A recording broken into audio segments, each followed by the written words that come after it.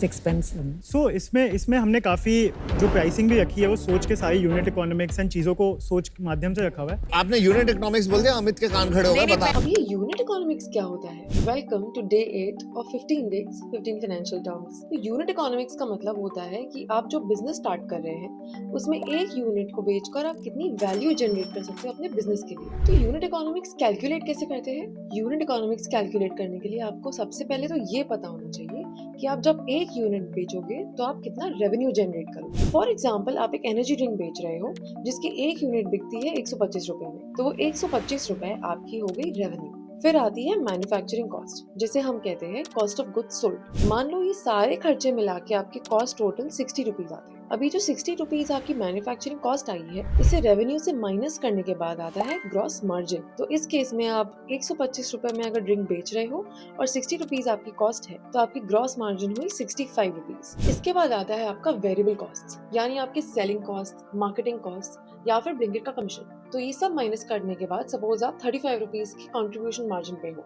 तो ये 35 रुपीज हो गई आपकी कंट्रीब्यूशन यानी वैल्यू एडिशन। कंट्रीब्यूशन का मतलब ये हुआ कि आप एक यूनिट बेचकर कितना प्रॉफिट कमा सकते हो, यानी कितनी वैल्यू एडिशन कर सकते हो। तो जितनी अच्छी आपकी कंट्रीब्यूशन होगी उतना ही अच्छा आपका यूनिट इकोनॉमिक्स है। अगर आपको शार्क टैंक की टर्म समझ नहीं आती है तो मुझे फॉलो जरूर कर लेना, क्योंकि अगले कुछ दिनों में मैं ऐसी चीजें आपको समझाऊंगी कि आप शार्क टैंक प्रो बन जाओगे। ये मेरी गारंटी है।